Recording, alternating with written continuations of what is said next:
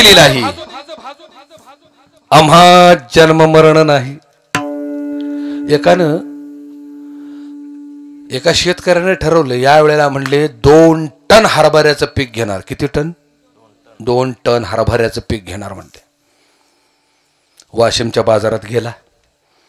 हो 2 पायल्या हरभऱ्याचं बी आणलं. घरी आला. हो चूल पेटवली, कढई ठेवली आणि 2 पायले आणलेलं बी कढईत खरपूस भाजलं. भाजून झाल्यावर ठिक्यात भरलं आणि पेरायला घेऊन गेला. इतकं उगावलं बरं का, इतकं उगावलं. उगवल का बरं डॉक्टर साहेब, का उगवणार नाही? भाजल्यानंतर त्याचा जन्माचा मोडच जाळून टाकला. म्हणजे उगवण्याचा मोडच जसं जाळून टाकला जातो, बी उगवत तसं वासनेचं बीज जाळलं. अलग लक्षात की संपलं जन्ममरणाचा फेरा संपला. जात थांबलं.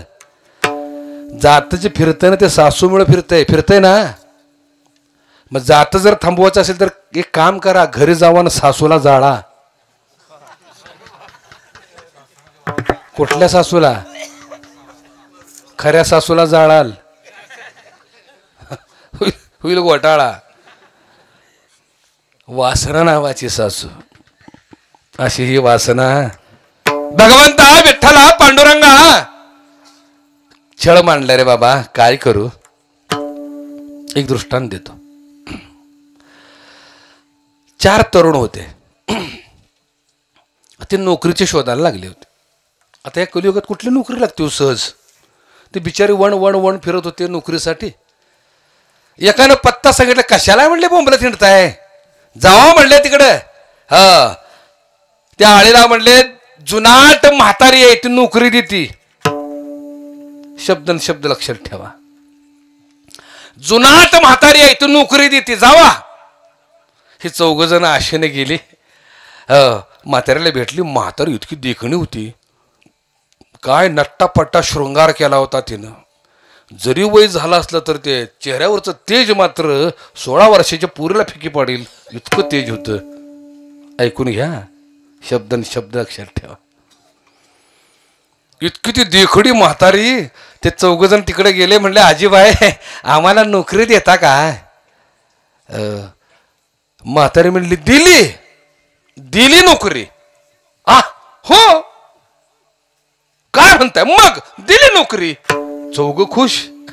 म्हणले आजी पगार किती देणार? तुम्ही म्हणाल एवढा पगार. भारी काम आहे का? म्हणले आजी काम काय करायचं आहे? काय नाही म्हणले, दारात एक रांजण आहे, एकदा भरायचा, पाण्याने एकदा भरून टाकायचं. रांजण एकदाच भरायचं, बास, परत भरायचं नाही. मग पगार कधी देणार? संध्याकाळी. 4 बी खुश. आलो का? मागील एवढा पगार. काम काय करायचंय? रांजण भरायचं नाही का? पगार कधी? संध्याकाळी. म्हणले म्हातारी फसली म्हणले म्हातारी नोकरी देऊन. म्हणले कधीपासनं कामावर येऊ? आत्तापासनं. ह्या गाडीने काय केलं, मोठ्याला घागरी घेतल्या म्हणजे एका खेपतच रांजण भरून टाकायचं म्हणलं. मोठ्याला घागरी घेतल्या, लोखंडाच्या नदीला गेली. नदी होती 4 किलोमीटर लांब. 4 किलोमीटर चालत गेली. पुन्हा पाणी भरलं त्या घागरीमध्ये. पुन्हा 4 किलोमीटर चालत आली. रांजणात पाणी ओतलं. रांजण काय भरलं? आशा बहु दारुण भरलं पाहिजे रांजण. पुन्हा खांद्यावर घागरी मारल्या. नदीला गेली 4 किलोमीटर चालत. पुन्हा ते पाणी भरलं, खांद्यावर घेतलं. पुन्हा आलीत. दुपारचं ऊन, मी म्हणत होतो पाय भाजवत होते, घाम दरदुरून आला होता, जीव मेटाकुटीला आला होता. तरी आशा बहु दारुण भरलं रांजण. रांजणात पाणी ओतलं. रांजण काय भरलं? आलं का? म्हणले आता रांजण भरलंच पाहिजे. 3 सांज झाली तरी बी ही गेली, जीव मेटेकोटीला आला, चालता येईना, कसं बस पाणी भरलं, खांद्यावर घेतलं. पुन्हा 4 किलोमीटर चालत आली. रात्री 9 वाजल्या. जीव मेटाकोटीला आला. म्हणजे आता काय करायचं? चला म्हणले भरूया रांजण. पाणी ओतलं. चौघाने 4 घागरी ओतल्या. रांजण काय भरलं. चौघ एकत्र गोळा झालेल्या का म्हटलं रांजण भरलं नाही, पण आता खायचं काय. जावा म्हटली पगार मागूया. हे 4 जण गेली म्हातारीकडे. म्हातारी बसली होती चौकटीत. त्यातला एक जण गेला म्हातारीकडे. म्हातारीला म्हणाला आजीबाई पगार देता का. म्हातारी म्हणले रांजण भरलं का र. ते म्हणले नाही भरलं पण द्या की पगार, आता खाऊ काय. म्हातारी म्हणले एकेकानं तोंड आत करा पगार देते. आशेने बिचारानं तोंड आत केलं. म्हाताऱ्यानं काढून ठेवतं लाकडी फळकूट. जसं ह्यानं तोंड आत केलं तसं नाकावर दणका दिला. गेलं बिचारं पुढं. मागच्यांना वाटतं ह्याला पगार मिळालाय. दुसरा गेला. दुसरे बी थोबाडावर एक. ते बी पुढे गेलं. तिसरा गेला. चौघांच्या थोबाडावर एक एक फळकूट पडलं. असू द्या असू द्या असू द्या कळलंय त्याला. चौघ एकत्र गोळा झाली. चर्चा सुरू झाली. तुला किती पगार मिळाला. तुला किती मिळाला. ही चौघांची गोष्ट नाही, ही तुमची आमची गोष्ट आहे. सकाळपासून संध्याकाळपर्यंत मी रांजण भरतो पण ते भरे ना नाही का. संध्याकाळी सुख मिळेल, संध्याकाळी सुख मिळेल या आशेनं आमचं आयुष्य गेलं. सर्व सुखाची या तरी बी ते रांजण भरे ना. एवढं सगळं झालं खरं पण रांजण का भरलं नाही होती. एवढ्या घागरे ओतून रांजण भरलं नाही. का भरलं नाही. त्या म्हातारीनं रांजणाच्या बुडाला पाईपलाईन केली होती आणि घराच्या मागं माळवण ऊस केला होता. हो अरुणदादा आत्ता कळलं होय. तिनं पाईपलाईन केली होती आणि घराच्या मागं माळवं केलं होतं. भाजीपाला केला होता. रांजण भरल का. आता सिद्धांत आहे का. त्याचा अध्यात्म आहे का. ती 4 तरुण म्हणजे तुम्ही आम्ही.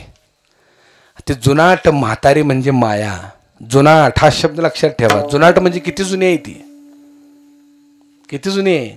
खूप जुनी आहे. जेव्हापासून परब्रह्मतत्व तेव्हापासून ती आहे. हे जुनाट जुनाट आहे. म्हातारी आहे पण तारुण्य संपलेलं नाही तिचं. दररोज चिर तरुण आहे. आणि नुसती नाही भुलवते ती भुलवते. माझ्या सद्गुरू जनार्दन महाराजांचं गोड भारुड आहे. माया गतकाळी ग गतकाळी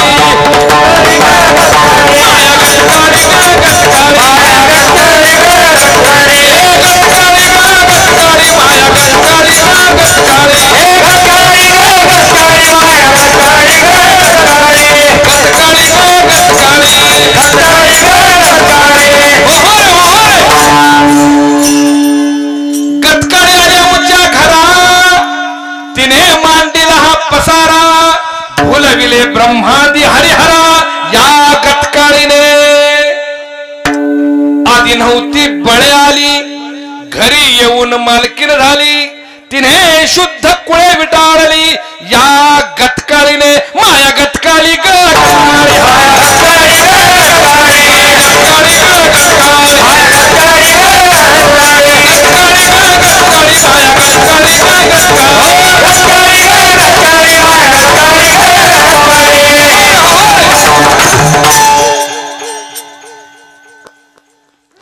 अशी ही माया.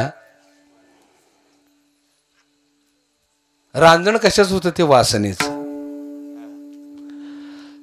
किती बी थोबाड भरा वासनेचं पोट भरत. मिळवलं किती बी मिळू दे. अजून जरा मिळालं असतं बरं झालं असतं. बघा तुम्ही किती रांजण भरा ते भरत नाही. वासनेचं थोबाडच कधी पोटच भरत नाही का. तिला झालाय भस्म्या. भस्म्याच म्हणता ना तुम्ही. किती बी खाल्लं तर पचतोयच. आलं का लक्षात. या वासनेच्या भस्म्यामुळं तुम्ही तुमच्या आमच्या दारुण अवस्था आहे. रांजण भरत नाही. भूमिका समजून घ्या. पाणी कशाचं आहे. तृष्णेचं. आणि पीक कोणतं आहे. ज्या मायेने पीक पिकवायचं चालवलं ना ते पीक कोणतं आहे. ते पीक माझ्या सद्गुरू जनार्दन महाराजांनी माझ्या जन्मदात्यांनी ह्या वासना नावाच्या रांजणाच्या माध्यमातून मायेनं पीक पिकवायला सुरुवात केलेली आहे. ह्यातनं उसंत मिळेना. काय करू देवा, अशी ही सासू. कोण? वासना. सासरा कोण? कोण आहे सासरा? रेड्याच्या पोटी जन्माला आलेला, म्हशीच्या पोटी जन्माला आलेला. कोणाच्या पोटी जन्माला आलेला? म्हशीच्या. त्याला काय म्हणतात? महिषा म्हणतात. काय म्हणतात त्याला? म्हशीच्या पोटीला जन्माला तर महिषा म्हणतात. तसा तो मोह आहे. नाथाने त्या मोहाचं वर्णन इतकं गोड केलं तर रेडा म्हणून संबोधलाय. अनादि निर्गुण प्रगटली भवानी. पुढे काय म्हटले? मोह महिषासुर. महिषासुर म्हणजे म्हशीच्या पोटचा असुर, रेडा. ज्याला ज्याला मोहानं झपाटलाय ना तो रेडाच आहे. घरात जळता जळना, पण हा सासरा, मोह नावाचा सासरा मामाजी, जिथं धोतर फाटल तिथं गाठ मारते, पण बदली ना झाले. आलं का लक्षात? एवढं मोठं ज्ञानयज्ञ चालू आहे, पारायण चालू आहे, पण 10 रुपयाची वर्गणी दिना. वर्गणी मागायला गेलं की कुत्र्यासारखा अंगावर धावून येतोय मामाजी. लेका टाळ कुटायचं बंद करा. तुम्हाला काय कामधंदा नाहीत वय? पैसे का फुकट येतात का? चला चालता व्हा. आणि भंडाऱ्या दिवशी मामा पहिल्याच पंक्तीला फुकट. मोह महिषासुर. भूमिका समजून घ्या. सासू आणि सासरा. सासरा म्हणजे मोह, दीर म्हणजे लोभ. माझं ती माझं, दुसऱ्याचं ती बी. ह्यो दीर माहिती आहे का? बिना कामाचा, कामधंदा नसलेला. ह्यो असा लोभ. बरोबर वेळ गाठणार बघा नाश्त्याची. सकाळ सकाळी उठणार, हो, आणि नाश्त्याची वेळ गाठणार, शेजाऱ्याच्या घरी जाणार. आप्पा काय करताय? आप्पा कांदे पोहे खात असते. नाही का नाही बाबा, कांदे पोहे खातोय. खातोस का? कशाला कशाला? कळलं का अर्थ? कशाला कशाला म्हणायचं, प्लेट घ्यायची. हे असलेली उभी काय उपयोगाची? एक 2च मिनिटामध्ये सेवेला पूर्णविराम देतो. दृष्टांत सांगतो. एक जण देवभोळा होता, लय देवभोळा. डॉक्टर साहेब, देवपूजा केल्याशिवाय तो नोकरीला जायचा नाही, कामाधंद्याला तो जायचाच नाही. दररोज देवपूजा करायचा. सकाळी उठायचा, अगरबत्ती पेटवायची, देवपूजा करायची. पूजा झाली की अगरबत्ती विझवायची आणि ठेवायची. कळलं का नाही? एवढा देवभोळा होता तो. दुसऱ्या दिवशी तीच विझवलेली अगरबत्ती पेटवायची, पूजा करायची, पुन्हा विझवायची, पुन्हा ठेवून द्यायची. एके दिवशी काय झालं, ह्याच्या हातनं अगरबत्ती विझवायची राहिली, देवपूजा केली आणि तशीच लावून गेला. 10 किलोमीटर गेल्यावर ह्याच्या लक्षात आलं, बरं आता ह्यो ज्या अर्थी अगरबत्ती विझवतो त्या अर्थी ह्यो काय मोटरसायकल वापरत नसावा. 10 किलोमीटर गेल्यावर ह्याच्या लक्षात आलं अगरबत्ती विझवायची राहिली. डोकं फिरलं, म्हटले माझं केवढं नुकसान झालं यार. तिथनं माग आले 10 किलोमीटर चालत. बायको दारात उभी होती. नवरा येताना तिनं बघितलं. नवऱ्याला तिने विचारलं का आलाय? काय म्हणले, माझी बुद्धी भ्रष्ट झाली, अगरबत्ती विझवायची राहिली, विझवायला आलोय. बायको म्हणली कशाला काळजी करताय, मी बी तुमचीच बायको आहे, विझवून ठेवली या.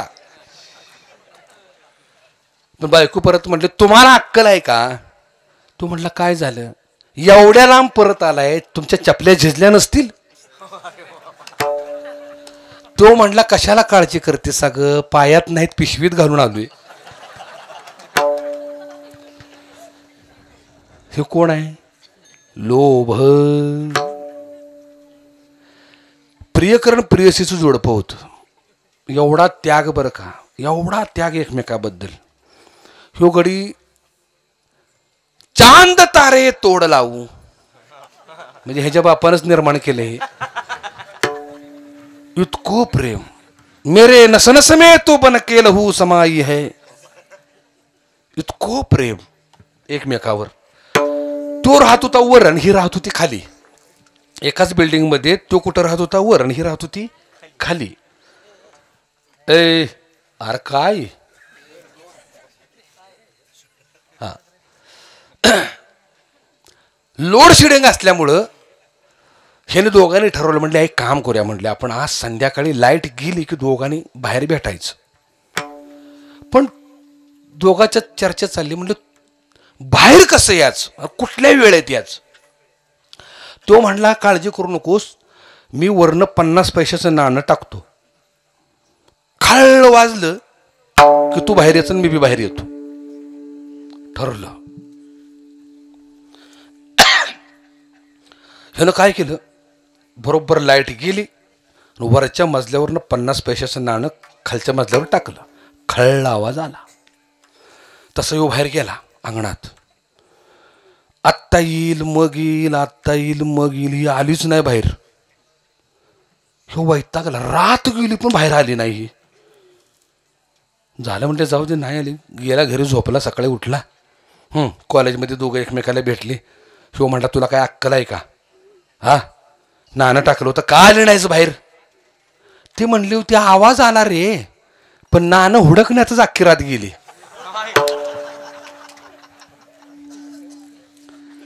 तो म्हणला बेअक्कले, ते नाणं तुला कसं घावल. ते म्हणले का, त्या नाण्याला मी दोरी बांधून टाकली होती. काय बोंबा, कसलो प्रेम यांचं. 50 पैशाचं नाणं सुटत नाही, ही लोभी. लक्षात आलं का, हे लोभाचं मी उदाहरण दिलं. भगवंता दैनंदिन जीवनामध्ये हे काम क्रोध लोभ वासना हे छळतायत रे देवा, भेट रे देवा. ओव्या गाऊ कौतुके तू ये रे विठरा, विठोबार खुमाई बाबा,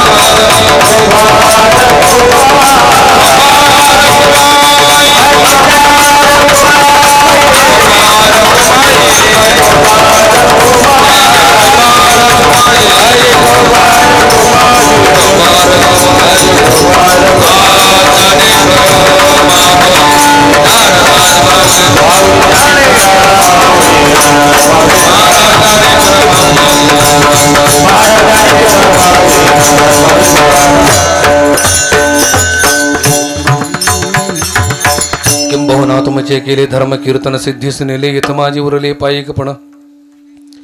करविली तैसी केली कटकट वाकुडे का नीट, देव जाणे भावंडन. खरं सांगू, मला एक कुठलाही अभंग सोडवण्यासाठी 2 तास पुरतच नाहीत. म्हणून मी प्रत्येकाला विनवणी करत असतो की बाबा रे, मला एवढ्या लांब एका दिवसासाठी बोलवण्यापेक्षा 3 दिवसाचा माझा एकट्याचा महोत्सव ठेवा, म्हणजे ते गायन निरूपण सगळं छान होईल. एका दिवसासाठी 600 किलोमीटरचं, आता 600 किलोमीटर परत जायचं, हे तुम्हाला तरी परवडते का. मला किती त्रास होतो त्या गोष्टीचा. म्हणून मी विनंती करत असतो, बरं मला 2 तास पुरतच ना, कोणताही अभंग घ्या 2 तास मला पुरतच नाहीत. म्हणून मी विनंती करतो, पुन्हा जर बोलवायचा प्रसंग आला डॉक्टर साहेब तर 3 दिवस मला द्या. महोत्सव 3 दिवसाचं छान ठेवू, म्हणजे छान आनंद घेता येईल. झालेली सेवा तुम्हासारख्या थोर संत मायबापांच्या चरणी अर्पण करतो. म्हणजे सर्व साथीदार बांधव खूप सुंदर आज साथ या सर्व मंडळींनी दिली. आमचे अरुणदादा खूप सुंदर मृदंग वादनाच, सगळ्याच गोष्टी आनंदानं झाल्या. आमचे परमस्नेही नामधारक, माझे नामधारक डॉक्टर कैलासदादा, या भागात आलो की मी त्यांच्याकडे जात असतो. आमच्या डॉक्टर ठाकरे साहेबांनी या ठिकाणी बोलावून या भागामध्ये माझी ओळख करून दिली, त्यांची ऋण व्यक्त करतो. आज जे माझे आश्रयदाते आहेत, जे माझ्या पोटापाण्याची व्यवस्था करणारे आहेत, असं म्हणायला काय हरकत नाही. काय हरकत आहे नाही का. सुरुवातीला सांगितलं, यांच्या दातृत्वानं ऐसी देनी देन जो कित सिके हो सेन, जो जो कर उछो करे तासो नीचे नैन. असं थोर उदार व्यक्तिमत्व 1 वर्ष माझी वाट पाहत होते असे आमचे बबनराव शंकरराव सरनाईक. दादा उठा जरा, कुठं आहे तुम्ही? उठा उठा. तुमचे ऋण व्यक्त करतो. खूप खूप धन्यवाद. मला सेवेची संधी तुम्ही दिलीत त्यामुळे तुमचं ऋण व्यक्त करतो. तुम्हाला दीर्घायुष्य लाभो आणि अखंड भगवंताचं स्मरण आपल्या मुखातून घडत राहो ही भगवंताच्या चरणी प्रार्थना करतो. पुन्हा एकदा सर्व श्रोता मायबापांच्या चरणी सेवा अर्पण करतो आणि या ठिकाणी सेवेला पूर्णविराम देतो. भैरवी नको ना. विठ्ठल जय जय विठ्ठल जय.